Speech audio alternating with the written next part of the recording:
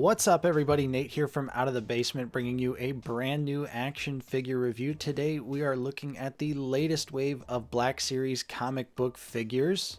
We've got Dr. APHRA, Mara Jade, and SQUADRON Mike. And these are the latest in the Lucasfilm publishing line. This is one of the new recent sublines of the Black Series, and it is actually my favorite of all of them. I love that even though this line is mostly reused, they continue to give us some really clever and amazing figures, and these three are no exception. The figures are now technically in plastic-free packaging, but they do maintain the same look as the rest of the figures in the subline. But now when you open the flap, you just are greeted with a nice render shot of the figure. I think this definitely looks really silly, but I'm still happy that they are maintaining the same look, so at least it is consistent with the rest of the figures in this subline.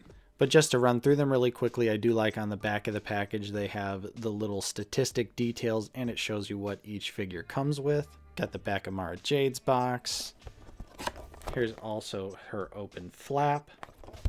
And we have the back of Mike's box, and then also the open flap as well. So I still think I will ultimately be tossing these out, but yeah, love it or hate it, it looks like plastic-free packaging is here to stay. But at least these are consistent. Okay, so let's talk about the actual figures themselves. We'll start with Dr. APHRA. This was one I was really excited about as soon as they revealed her. I missed out on the original figure, and it's always been a thorn in my side because she was pretty easy to get at the time. I just didn't have any familiarity or interest in the character. But now that I've read a few newer Star Wars comic books and she's kind of popped in and out of a lot of them, I've come to enjoy her as a character, so I was really happy that they decided to essentially re-release her, but now as an updated version featuring the more newer trench coat and scarf look. She is on the Jaina Solo body, just like the original figure, but now has the newly sculpted coat and arms along with that as well. Unfortunately, she is pretty light on accessories though, only coming with one blaster. I feel like we could have at least got two because the picture on the inside of the box shows her with two, or maybe something else, some gadget or something. It really just kind of felt like, oh, well, we don't know what to give her, so throw her a blaster. The details of the actual figure, though, are really nice. I really like the updated photoreal printing. Looks much better than the original Dr. APHRA figure, at least as far as pictures go. If you do look at the box art, though, you could tell that the figure does have some minor inaccuracies, mainly the giant pouches on the front of her belt. On the actual figure, they didn't sculpt the big pouches. They are small, just like the original belt was. But for me, something like that ultimately doesn't matter too much when it comes to this figure in particular. And being that she is on the Jaina Solo body, her articulation is pretty nice as well, although that big trench coat does cause some issues with the posability along with the tiny feet. It was a problem with Jaina Solo, it was a problem with the original Dr. APHRA, and it is no different now. Those feet are way too small and it's super hard to get them into poses, so you definitely got to fiddle around with them quite a bit. I even had to put both of them in a little bit of hot water to loosen those joints up.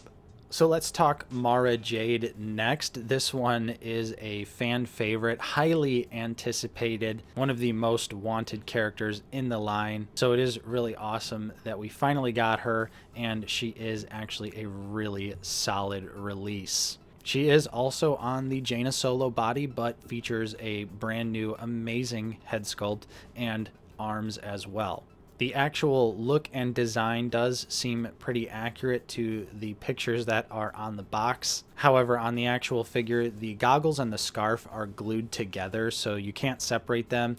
And of course, that means that you can't, make the scarf look like it's over her head or anything like that. It's simply there as just a nice decorative piece, but I do still appreciate it, and it looks nice, along with the straps around her arms as well. She has the exact same accessories as Jaina Solo does, so no unique lightsaber hilt for Mara, unfortunately, and again, she just has the same generic blaster that came with Jaina, so mildly disappointing that they just gave her those exact accessories. I definitely would would have liked them to do a unique hilt for Mara. But that aside, let's talk about that amazing head sculpt that we have this time around. Really nicely detailed. The hair is a really nice sculpt, and those face details are just off the charts. The photoreal application here is flawless as well, along with that beautiful matte finish over the face. Looks like the factory got the memo this time around. Yeah, this time around, they clearly had the budget to afford the matte spray for the face, so they went ahead and did it, and you could just see the results speak for itself. It literally takes the figure to the next level, and I think it is something that should be done on all photoreal faces. Even though she's not based on any specific actress likeness, you can still see that it is just an amazing human face. And articulation wise, it is pretty much the same as Jaina Solo and also the same as Dr. APHRA. A little bit easier to pose because she doesn't have a big heavy trench coat, but again, those tiny feet still cause lots of issues when it comes to dynamic posing. And it's always great to have such a fan favorite character finally come to the Black Series. While I'm not the hugest Mara Jade fan, I still understand her importance, especially when it comes to Legends. So she was definitely one that I was also like, yes, finally we are getting her in the line. And the last of the three is Scar Squadron Mike, saving my favorite for last. Of course, you guys know we love troopers here on the channel, and we also love that amazing 2015 Jason Aaron Star Wars comic book. We would recommend it to everyone out there to just read that. It is some serious Star Wars goodness, and that is where we encounter Scar Squadron. We already have Sergeant Creel. He was released in a previous wave, also a really awesome figure. And now following it up is Mike here, and he delivers as well. You can see that there are some brand new sculpted details on the helmet, along with a jetpack as well to set him apart. The details here are absolutely spot on to the comic book. I'm really impressed with how they were actually able to nail down Mike. I particularly love the vibrant blue visor, and they used the same paint as well for his data pad on the arm. Mike is light on accessories, only coming with an E11, but it does have the silver paint and a jetpack, which connects to the back of the figure using friction. I sort of have mixed feelings about this. Sometimes I feel like it stays in there really well, and even the video that's playing right now, you can see I am shaking the absolute crap out of Mike, and the backpack's not coming off, but then other times I feel like it pops off for no reason. So yeah, I feel like it works sometimes, other times it doesn't. I'm not sure how anyone else's experience out there is, but I would say for now, I definitely would prefer if they would have just sculpted a little peg. The jetpack is nicely detailed, though. It is a new sculpt and has a little bit of that vibrant blue paint on it as well, along with an alternate open mode. So if you wanted to have him posed in flight, you could do so, although there is no way to attach any sort of blast effects to the figure. But with it being on the 2020 Stormtrooper body, the articulation is absolutely amazing as well. Everything works as it should, completely pinless. Dynamic posing is a breeze with the 2020 Stormtrooper body. And of course, now since we're starting to build out Scar Squadron, he looks absolutely fantastic next to Sergeant Creel. Here's to hoping we actually get the rest of the team though. Hasbro, don't leave us hanging on them.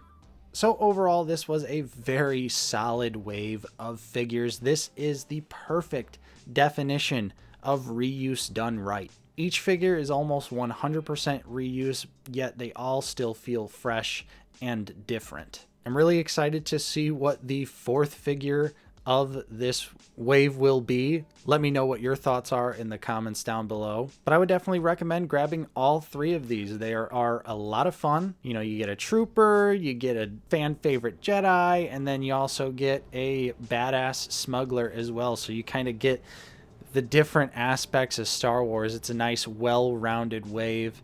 and each figure delivers in their own way. And so there you have it. That was my review of the latest comic book figures from the Black Series. If you enjoyed it, don't forget to leave a like, subscribe if you are new. We're always talking about Star Wars, the Black Series here on the channel. And if you'd like to support us in a more direct manner, we do also offer a channel membership for 99 cents a month. We also have a small collection of merch. There are links for everything in the description of this video. Big thank you and special shout out to our current channel members. Your continued support is truly appreciated. I'm Nate from Out of the Basement. Thank you so much for watching, and I will see you next time.